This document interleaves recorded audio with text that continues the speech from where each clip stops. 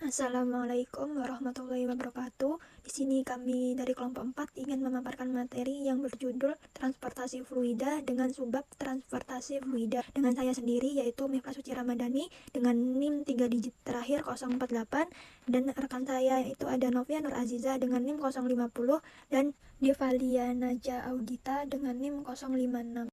Yang pertama itu ada pengertian. Nah, fluida ini merupakan zat yang dapat mengalir, umumnya berupa zat cair atau gas yang terus-menerus akan berubah bentuknya apabila mengalami tekanan. Untuk fluida berdasarkan nilai viskositasnya ini dibagi menjadi dua. Yang pertama itu ada Newtonian dan non-Newtonian. Newtonian sendiri yaitu nilai kekentalan atau viskositas tidak dipengaruhi oleh gaya yang mengalirkan. Sedangkan yang non-Newtonian adalah nilai kekentalan atau viskositas yang dipengaruhi oleh gaya yang mengalirkan. Berikutnya ini ada prinsip dasar transportasi fluida. Nah, prinsip dasar transportasi fluida ini ada dua, yaitu kesetimbangan massa dan kesetimbangan energi. Nah, untuk kesetimbangan massa adalah nilai debit setiap titik pada fluida yang mengalir dalam pipa bersifat konstan. Yang dinamakan konstan yaitu jumlah fluida yang mengalir ke dalam suatu pipa dengan jumlah debit yang sama. Rumus kesetimbangan massa ini menggunakan persamaan kontinuitas. Nah, persamaan ini ada Q1 sama dengan Q2. V rata-rata 1, A1 sama dengan V rata-rata 2, A2. Nah, V ini adalah kecepatan fluida rata-rata pada titik. Nah, itu ada titik 1 dan titik 2. Dan Q1 merupakan debit awal dan Q2 merupakan debit akhir. Berikutnya itu ada kesetimbangan energi. Nah, kesetimbangan energi adalah energi total selama proses transportasi fluidanya sama. Nah, ini menggunakan persamaan Bernoulli. Persamaan Bernoulli itu total energi pada titik awal fluida bergerak sama dengan total energi pada titik akhir fluida bergerak. Dengan rumus P1 per Rho ditambah GH1 ditambah V1 kuadrat per 2 ditambah V sama dengan P2 per Rho ditambah GH2 ditambah V2 kuadrat per 2 ditambah delta PF per Rho, di mana W adalah usaha dari pompa yang digunakan dan delta PF per Rho adalah hambatan dari aliran fluida. Hambatan pada aliran fluida itu ada 4. Yang pertama, hambatan karena gesekan pipa lurus. Yang kedua, hambatan karena terjadinya kontraksi atau penyempitan. Yang ketiga, hambatan karena terjadinya ekspansi atau pengembangan. Dan yang terakhir itu ada hambatan karena ada sambungan pada pipa atau fittings. Saya Devalia Naja Audita akan menjelaskan tentang hambatan karena gesekan pipa lurus. Nah, struktur permukaan atau kekasaran pipa akan mempengaruhi aliran fluida, yaitu hambatan fluida. Nah, ini ada tipe kasaran pada permukaan pipa. Yang pertama, yang A itu permukaan kasar dengan diameter kecil, yang B permukaan kasar dengan diameter besar, yang C permukaan tidak kasar atau bergelombang dengan diameter kecil, yang D permukaan bergelombang atau tidak terlalu kasar dengan diameter besar. Nah, kekasaran pipa digambarkan dengan nilai K per D. Nilai hambatan pada pipa lurus dapat dihitung dengan rumus delta P per Rho sama dengan 2FV kuadrat L per D, dengan delta P per Rho adalah hambatan pada pipa lurus, F fanning friction factor, V kecepatan rata-rata aliran fluida, L panjang pipa, dan D diameter pipa. Nilai F faktor gesekan fanning pada berbagai jenis aliran adalah sebagai berikut. Untuk aliran laminar, RI-nya itu kurang dari 2100. Nilai F-nya yaitu 16 per RI. Berlaku untuk fluida Newtonian maupun non-Newtonian. Untuk aliran transisi atau turbulen, RI-nya kurang lebih dari 2100 dan kurang dari 400, atau RI-nya kurang dari 4000. Nilai F tergantung pada kekasaran relatif pipa K per D. Nah, RI-nya dapat dihitung dengan rumus yang ada di kanan untuk Newtonian yang atas dan yang non-Newtonian yang di bawah. Jika nilai K per D sama dengan 0, itu rumusnya seperti yang ada pada gambar, dan jika nilai K per D kurang dari 0, itu ditentukan dengan menggunakan diagram Moody seperti yang ada pada gambar.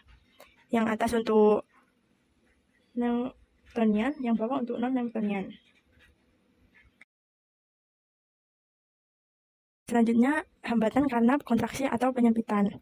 Ini gambarnya, ini jadi diameter awal sama akhir itu semakin kecil, yang di satu besar, yang di dua kecil. Rumusnya yaitu delta P per Rho sama dengan KF V1 kuadrat per alfa. Dengan KF sendiri dapat dihitung dengan rumus yang ada pada gambar biru.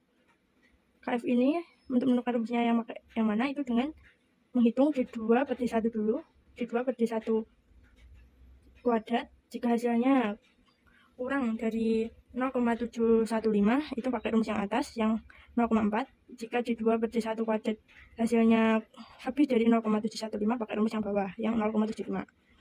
Nah, alfa sendiri itu dapat ditentukan dengan tabel yang ada pada gambar.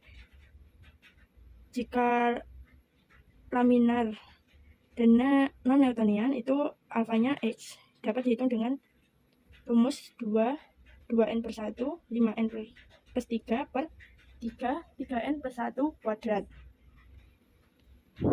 Dengan delta P rumusnya kan dulu delta P per rho sama dengan KF F1 per alfa.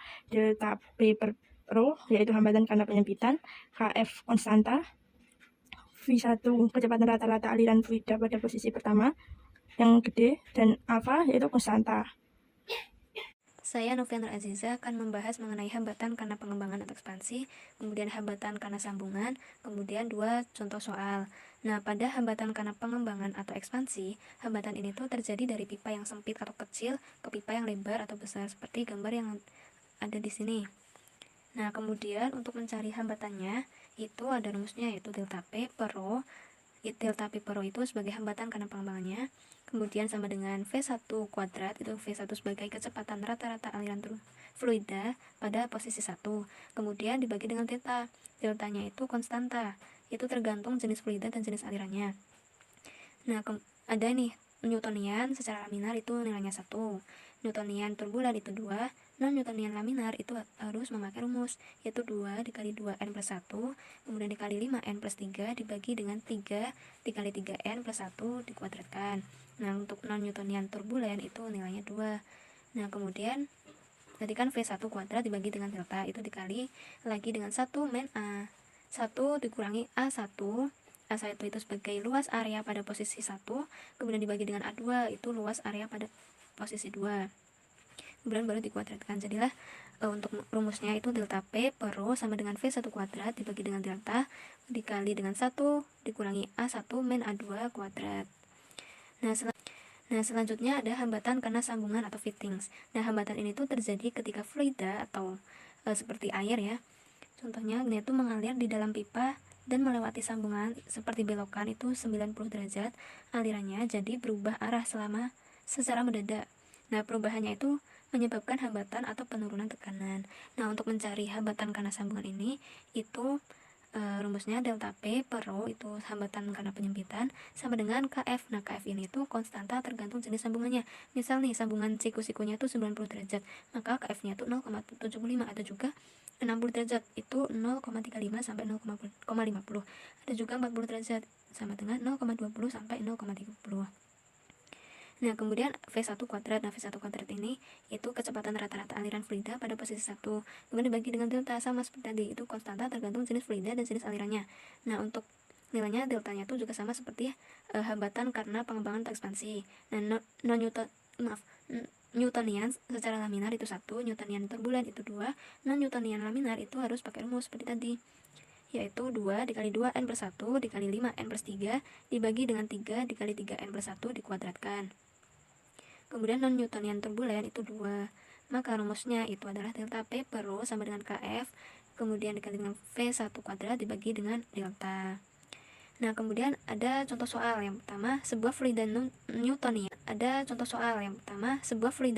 Newtonian air itu rho-nya itu 1000 kg per meter kubik mengalir secara turbulen. Nah, ini non-Newtonian, soal ini tuh Newtonian secara turbulen melalui pipa yang menyempit dari diameter 0,1 meter ke 0,05 meter. Nah, ini hambatan karena penyempitan. Nah, kecepatan aliran di bagian pipa besar V1 itu adalah 2 meter per sekon. Nah, hitunglah pressure dropnya, delta P-nya, akibat kontraksi tersebut. Nah, untuk menyelesaikan soal ini, kita ketahui dulu. Diketahui itu penyempitan Newtonian turbulen. Nah, untuk rho-nya itu 1000 kg per meter kubik, D1-nya itu D itu diameter D1-nya 0,1 meter, D2-nya 0,05 meter, V1-nya 2 meter per sekon. Nanti yang ditanyakan itu delta P. Nah, untuk mencarinya kita harus mengetahui dulu KF itu ya, dia dari diameternya itu dia itu apakah kurang dari 0,75 atau justru lebih dari 0,75. Nah, kalau kurang itu yang di atas, rumus atas, kalau dia lebih dia yang bawah. Nah, untuk mencarinya itu kan D2 dibagi D1 kuadrat sama dengan 0, dimasukin nih, D2-nya 0,05 dibagi dengan 0,1 kuadrat sama dengan 0,5 kuadrat sama dengan 0,25. Nah, ternyata KF-nya ini atau diameternya ini itu kurang dari 0,75, maka dia pakai yang di atas. Nah, yaitu KF-nya 0,45 dikali dengan 1,25 dikurangi D2 per D1 dikuadratkan. Nah, KF-nya berarti 0,4 dikali dengan 1,25 dikurangi dengan 0,25 ya, karena udah diketahui D2 per D1-nya itu 0,25, kemudian sama dengan 0,45. Nah, kemudian delta P dibagi rho sama dengan KF dikali V1 kuadrat dibagi dengan 2. Nah, delta P sama dengan 1000 sama dengan 0,45 dikali dengan 2 kuadrat dibagi dengan 2. Kemudian delta P dibagi dengan 1000 sama dengan 0,8. Nah, jadilah delta P itu 800 PA. Kemudian contoh soal yang kedua, saus tomat dipompa melalui pipa yang berdiameter 0,02291 meter dan panjangnya 1 meter dengan kecepatan aliran 0,7652 meter per sekon. Hitunglah pressure drop delta P dari sistem pemompaan tersebut jika diketahui saus tomat memiliki indeks tingkah laku aliran itu 0,5, berarti ini sebagai non-Newtonian ya. Kemudian koefisien kekentalannya K-nya itu 12,5 PaSN dan densitasnya 1130 kg per meter kubik. Nah, untuk menyelesaikannya kita ketahui dulu L atau panjangnya itu 1 meter, V-nya itu 0,7652 meter per sekon, N-nya 0,45, K-nya itu 12,5 PaSN kuadrat, maksudnya PA dikali PaSN, kemudian rho-nya itu 1130 kg per meter kubik. Kemudian untuk diameternya itu 0,02291 meter dan R-nya itu kita ketahui R-nya itu jari-jarinya itu 0,011455 meter. Nah, untuk pertanyaannya itu delta P. Nah, untuk mencari delta P ini tuh ada rumus NREGE-nya, kita mencari RE-nya. Yaitu caranya ada rumusnya nih, yaitu 8 dikali V 2 dipangkatin 2 min N dikali dengan R, kemudian pangkat N dikali dengan rho dibagi dengan K, kemudian di dalam kurungnya itu 3N plus 1 dibagi N, kemudian dipangkati dengan N. Nah, kemudian dimasukin yaitu 8 dikali 0,7652 pangkat 2 min 0,45 dikali dengan 0,011455 dipangkatin 0,45 dikali dengan 1130 dibagi dengan 12,5, dan dalam kurungnya itu 3 dikali 0,45 ditambah 1, kemudian dibagi dengan 0,45, kemudian dipangkatin 0,45, kemudian jadilah 8 dikali 0,6604 dikali dengan 0,1338 dikali dengan 1130 dibagi dengan 12,5 dikali dengan 2,1039, jadilah 798,7881 dibagi dengan 26,2987, jadilah 30,3736. Nah, ini laminar. Kenapa? Karena kalau misal RE-nya kurang dari 2100, makanya dia laminar. Nah, maka kemudian cari nilai F-nya, itu kan 16 dibagi RE. Jadi dimasukin 16 dibagi 30,3736, jadilah 0,52677. Nah, kemudian barulah untuk mencari delta P-nya. Nah, rumusnya kan delta P dibagi rho sama dengan 2F V kuadrat dikali dengan L dibagi dengan D. Nah, atau atau pakai rumusnya itu delta P sama dengan 2F V kuadrat L dikali rho dibagi dengan D. Tinggal dimasukin 2 dikali 0,52677 dikali 0,7652 kuadrat dikali 1 dikali 1130 dibagi dengan 0,02291. Nah, sama dengan 2 dikali 0,5267 dikali 0,58553104 dikali dengan 1 dikali dengan 1130, kemudian dibagi dengan 0,02291, jadilah 697,07482012 dibagi dengan 0,02291, jadilah 30426,6617 atau 30,426 PA. Baik, cukup sekian pemaparan materi dari kelompok kami. Apabila ada salah dan kurangnya, mohon untuk dimaafkan. Terima kasih.